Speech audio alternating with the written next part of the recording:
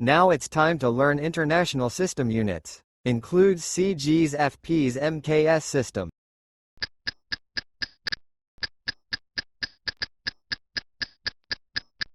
कोई CGS system की बात कर रहा है, किसी यूनिट को अगर वो सीजीएस सिस्टम में बता रहा है, इसका मतलब कि वो ये तीन चीज़ें, लेंथ को वो सेंटीमीटर में बोलेगा, ठीक है ना। सी मतलब आपका यहाँ पे मतलब लेंथ है, ठीक है। ये आपका ग्राम में, ओके, ये ग्राम में बोला जाएगा आपका। और एस जो होगा वो आपका मतलब टाइम है तो वो सेकेंड में ही बोला जाएगा। अगर आपका एफपीएस सिस्टम है तो वो किस में बोला जाएगा, फुट, ठीक है।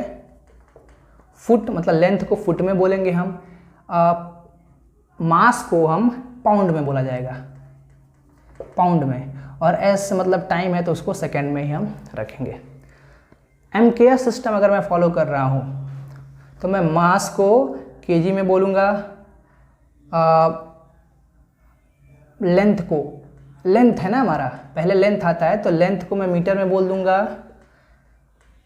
फिर मास को केजी में बोलूँगा, और सेकेंड को, टाइम को तो हमेशा हमको सेकेंड में ही रखना है।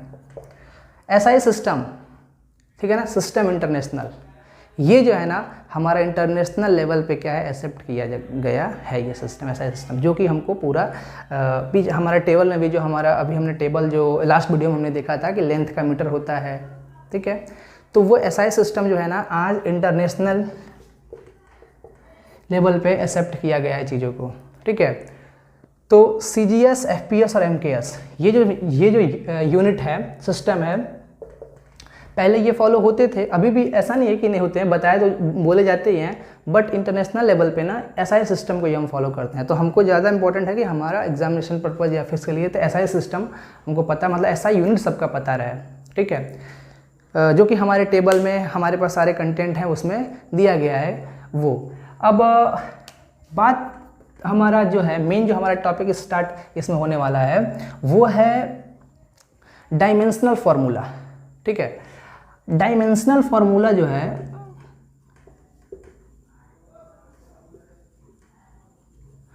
फार्मूला ये होता क्या है ये देख लेते हैं पहले हम।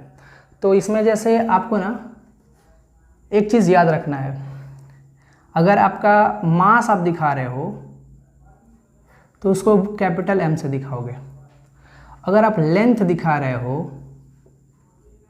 तो आप उसे कैपिटल एल से दिखाओगे, और अगर टाइम दिखा रहे हो तो उसको आप टी से दिखाएंगे, ठीक है।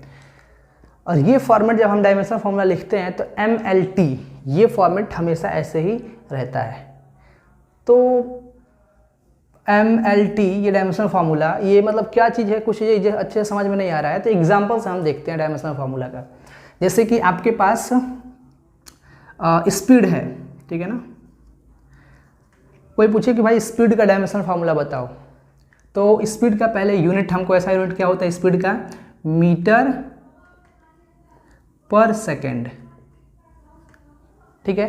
मीटर पर सेकेंड का मतलब आपको बहुत अच्छे से आता है, मीटर पर सेकेंड का मतलब, ठीक है। अब मीटर जो है वो आपका किस में आएगा, इसमें से ये दिखना है हमको, तो मीटर मेरा लेंथ में आता है, तो मैं यहाँ पे चलो लिख देता हूँ एल, ऊपर एल लिख दिया। सेकेंड किस में आता है, टाइम में आता है, तो मैं नीचे लिख देता हूँ टाइम। यहाँ पे मास भी था, मास गायब है, तो जब इसका यूनिट जब लिखेंगे तो हमको डायमेंशनल फार्मूला भी इसका लिखने वाले हैं हम। अब डायमेंशनल फार्मूला इसका क्या होगा, डायमेंशनल फार्मूला इसका होगा आपका, मास तो कुछ भी नहीं है, तो मास कुछ भी नहीं है तो हमको m तो लिखना ही लिखना है, मतलब ये तीनों को लिखना है वो भी इसी फॉर्मेट में, पहले m फिर l फिर t। तो m इसमें है नहीं हमारे फार्मूला में, स्पीड में m कहाँ आएगा, मास आएगा नहीं, बस मीटर पर सेकेंड होता है, हमारा बाइक जो है वो इतने टाइम में इतना दूर गई, तो m कुछ भी नहीं है, तो m पे पावर 0 आ गया। l कितना है, एक बार तो l पे पावर 1 आ गया। अब आपको पता है कि ये t जो है वो नीचे है, इन्वर्स है, तो अगर मैं t को ऊपर ले जाऊंगा तो क्या हो जाएगा, t पे पावर -1। ये आपका डायमेंशनल फॉर्मूला हुआ स्पीड का, ठीक है। एक और देख लेते हैं हम, जैसे कि हमारे पास एक है एक्सेलरेशन का देख लेते हैं, ठीक है ना। क्या होता है एक्सेलरेशन का, अगर डायमेंशन फॉर्मूला निकालना हो तो कैसे निकालेंगे, क्यों एक्सेलरेशन हमने लिया है ये भी मैं आपको बताते हैं। क्योंकि एक्सेलरेशन जो है वो आपको डायरेक्ट नहीं डायरेक्ट आपको इसमें कैसे मिल गया है, मीटर और लेंथ, मीटर और टाइम मिल गया है, पर आपको एक्सेलरेशन में नहीं मिल, बहुत सारे यूनिट है पर हम एक्सेलरेशन लेते हैं। तो मान लीजिए फोर्स है, force is equal to mass m into A होता है ना, तो mass into acceleration, mass into acceleration, okay. अब हमको यूनिट लिखना है तो आप यही रूल फॉलो करोगे। तो अच्छा, मास को किससे दिखाते हैं, अगर ऐसे बोले तो मास को m से दिखाते हैं, उसको डिनोट करते हैं, बट मास का यूनिट की हम बात कर रहे हैं तो क्या होगा, kg हमने ले लिया, ठीक है, ऐसा यूनिट में kg ले लिया। और एक्सेलरेशन का छोटे क्लासेस में हमने पढ़ा हुआ है, e का जो फॉर्मूला होता है a इज इक्वल टू क्या होता है, change in velocity with respect to time, मतलब समय के साथ वेलोसिटी चेंज हुआ तो उसको हम क्या बोलते हैं, एक्सेलरेशन बोलते हैं। तो क्या हो जाएगा बोलो, मीटर पर सेकंड स्क्वायर उसका होता है ना, तो क्या होगा आपका मीटर पर सेकंड स्क्वायर, ठीक है।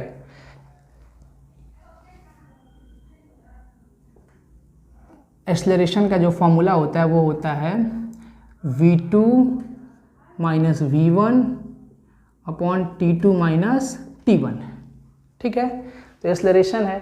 अब ये m मीटर पर सेकंड ये कैसे आया, ये डिस्कस हम अभी नहीं करते हैं, ठीक है ना, क्योंकि हमको पहले से पता है चीज़ों को कैसे आया, ये भी हम डिस्कस कर सकते हैं पर वीडियो थोड़ा लंबा हो जाएगा। पर मीटर पर सेकंड मुझे अगर याद है इतना तो हम इजीली इसको कैसे कर सकते हैं, ये बात कर रहे हैं। तो एक्सेलरेशन का हमारा आया कितना, मीटर पर सेकंड स्क्वायर, मीटर को मैंने m से दिखा दिया, ठीक है ना, यहाँ पे चलिए मीटर लिख देता हूँ, ठीक है ना। और पर सेकंड स्क्वायर मतलब क्या है, यहाँ पे टाइम का स्क्वायर है, ठीक है ना, सेकंड का स्क्वायर यहाँ पे आने वाला है, ठीक है। तो ये आपका क्या है, केजी मास में आता है मतलब m है, इंटू मीटर, m मैंने उसके नहीं लिखा, कन्फ्यूजन हमको होगा। तो मीटर क्या है, लेंथ है एक तरीके का, तो लेंथ को किससे दिखाओगे आप, l से दिखाओगे।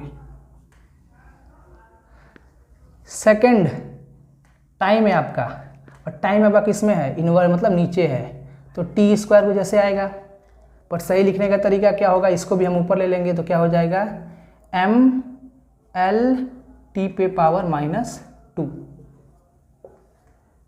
किसका डायमेंशन फॉर्मूला हमारा ये आया, फोर्स का, force is equal to mass into acceleration. हमने इसका डायमेंशन फॉर्मूला निकाला तो ये आया आपका। मतलब अगर आपको एक्सेलरेशन का फॉर्मूला याद है इस SI यूनिट, देन आप ये चीज़ें पता कर सकते हो, ठीक है। और भी क्वेश्चन हम डिस्कस करेंगे आगे, बट आपको क्वेश्चन थोड़ा पूछने पड़ेंगे ताकि पता चले कि वीडियो में आप देखते हो, समझ में आ रहा है, या फिर मैं ऐसे डालते जा रहा हूँ, ठीक है। तो अगर किसी के लिए हेल्पफुल है तो ही करेंगे कोई चीज़, अगर किसी के लिए हेल्पफुल ना हो तो हेल्पफुल वाला ही काम हमेशा मैं करना चाहता हूँ। तो आपका फीडबैक ज़रूरी है इसमें, ठीक है। तो डायमेंशन फार्मूला में मैंने अभी यही रखता हूँ चीज़ों को, एक बार रिकैप करवा दूँ आपको। तो मास को m से दिखाएंगे, लेंथ को l से दिखाएंगे, एंड टाइम को t से दिखाएंगे। डायमेंशन फार्मूला आपको ऐसे लिखा जाएगा।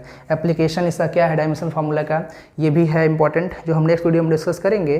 बस अगर शॉर्ट में से बात करें तो किसी भी फार्मूला जब हम बनाते हैं तो डायमेंशनल फार्मूला उसका सेट होना चाहिए, तभी जाकर आपका वो फार्मूला सही है। कैसे वो चीज़ें हो बाद में हम डिस्कस करेंगे नेक्स्ट वीडियो में, ठीक है। तो अभी के लिए इतना रख देते हैं। Thank you so much.